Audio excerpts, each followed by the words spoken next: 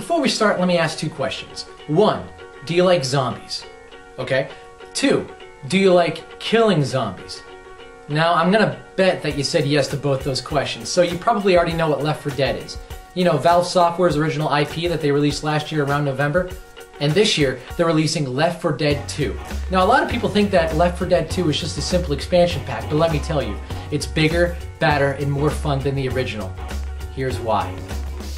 Left 4 Dead 2 improves on the formula forged by the original in nearly every single way. If you're new to the series, here's a crash course. You play as one of 4 survivors who are battling across a multi-leveled campaign against hordes of zombies, or infected as the game calls them. Along the way you can pick up guns, molotovs, pipe bombs, and melee weapons. You travel from point A to point B to point C, hiding in safe rooms and hoping you don't get killed by the horde, or special infected like hunters, boomers, smokers, jockeys, spitters, chargers, and oh yeah, tanks. Make it to the rescue vehicle to win, and try not to become a victim of friendly fire.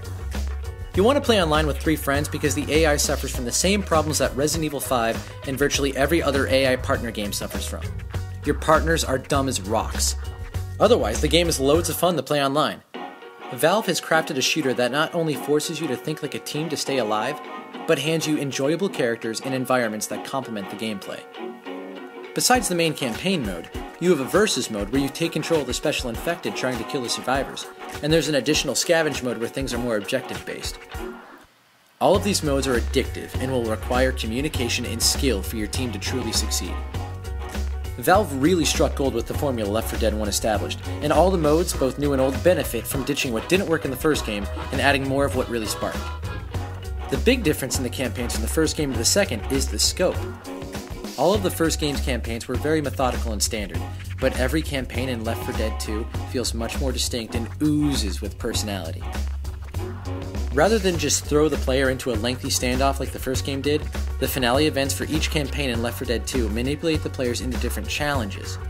In one finale, you'll be duking it out during a hurricane, and in the next one, you'll be sprinting over a burning bridge to the rescue chopper. We just didn't see this type of creativity in the first game, and it really breathes new life into a game that may have been getting a bit stale for some. Each campaign explores novel territory, whether it be a rundown amusement park where the clowns are appropriately evil, or a creepy abandoned swamp. All 5 campaigns specialize in a unique, nightmarish fantasy.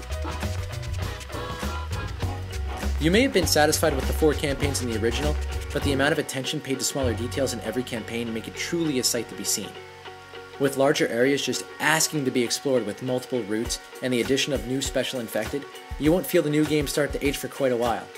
The sound design was a highly praised aspect of the original, and the same holds true for the sequel.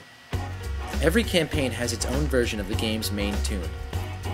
Whether it gets a bit of a Deliverance flavor during Swamp Fever or a bit circusy during Dark Carnival, the music always gives you a proper foreboding. The way the game throws out musical cues to let you know what may be lurking in the shadows is truly inspired, and always keeps you on your toes. In this game, your ears are just as important as your eyes when it comes to identifying concerns that can really give you a bad day. Graphics-wise, the game holds up fairly well for the amount of chaos that consumes the screen at times. You can have well over 100 zombies come flooding out to you and the game seldom drops a frame. While the game isn't trying to win any awards for its graphics, the art direction is top-notch and presents a proper balance between animated and real life. The art design for the infected is specifically strong. There's also some really nice fire effects and lighting going on during specific events in the game, but I'd rather you see that for yourself than have me ruin it.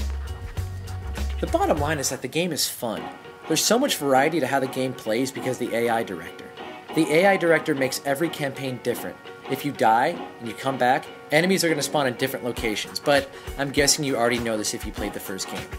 When you add in the fact that there's 4 difficulty levels and plenty of achievements to attain for bragging rights, not to mention the new Scavenge Mode that can really be addicting, you just got a great package of game modes all in one box. Valve's done it again.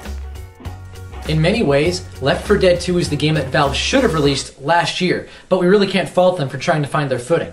And I'll say it, Left 4 Dead 2 is an even better multiplayer experience than Call of Duty Modern Warfare 2. If you get a good group of friends together, you're going to have a blast. Some technical issues aside and some lag difficulties with official dedicated servers really just make this game less than a 10. Left 4 Dead 2 gets a 9.5 out of 10.